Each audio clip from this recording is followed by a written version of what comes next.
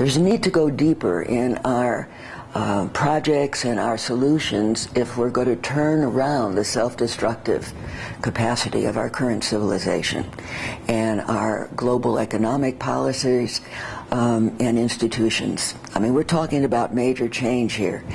And the way this is deepening is often called the new story, or the great turning, or evolutionary transformation. And this is ways of different visionaries and teachers to communicate that people live by story.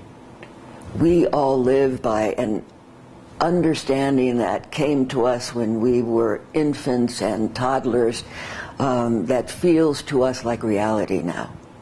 And that story, in fact, needs to shift.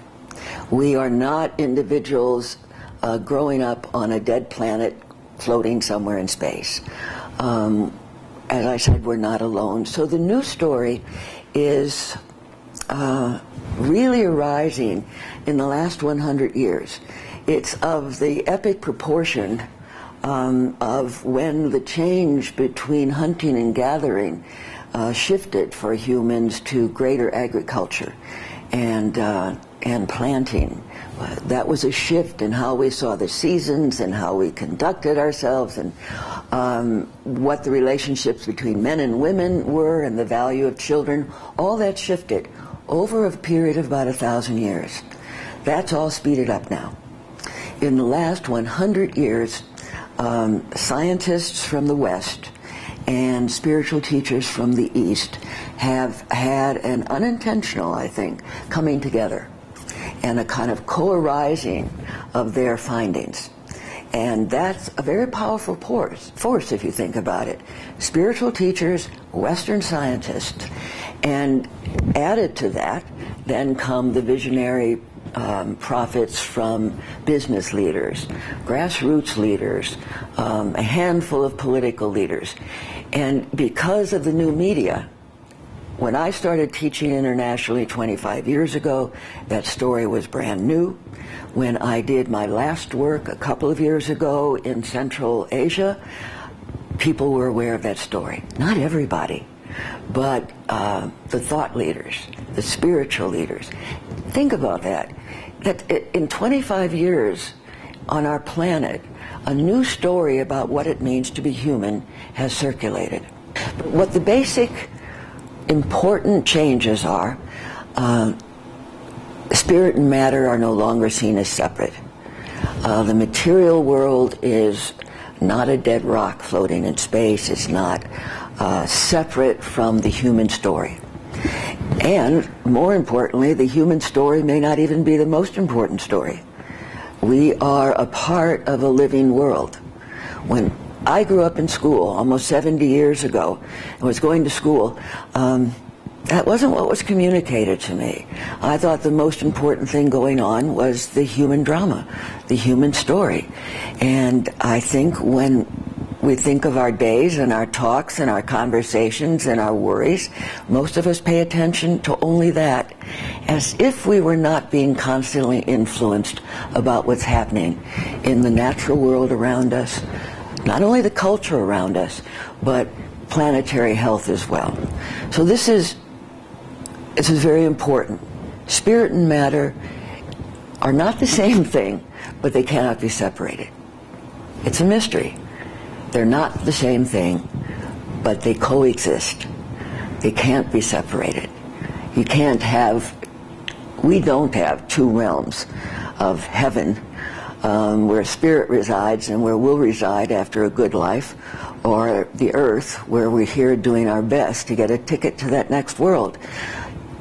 It's now. Heaven is here on earth, and the material world it gives rise to consciousness and spirit.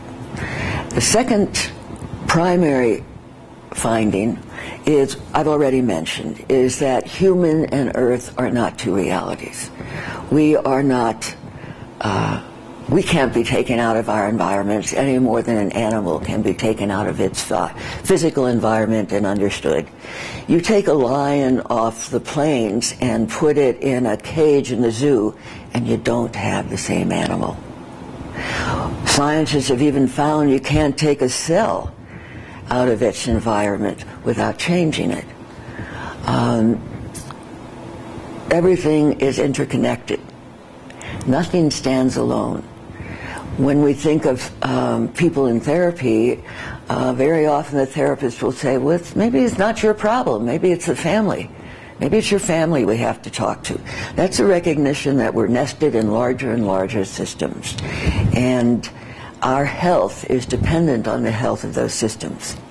So another aspect of the new story is not that this is just a change in our beliefs.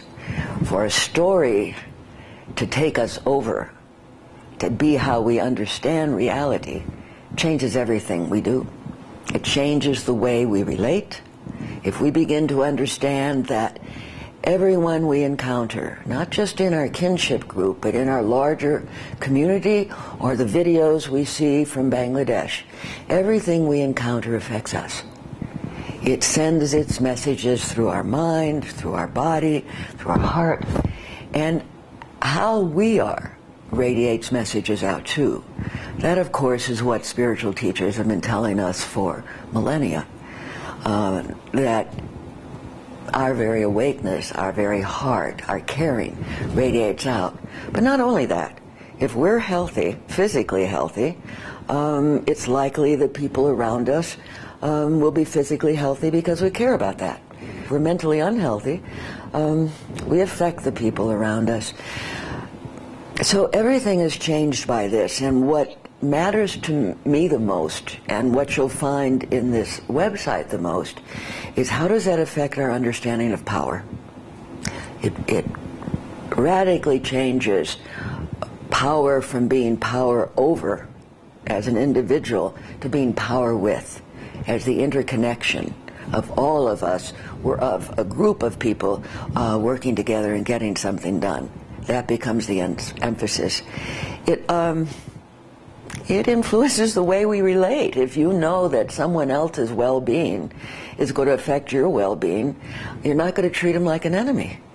You aren't going to make war on someone who instead you really learn to need to coexist with. We have to learn to talk to those we think are other, because there are no others. We're together in this, and as you know from listening to television or reading the newspaper, if this ship sinks, we're all sinking with it.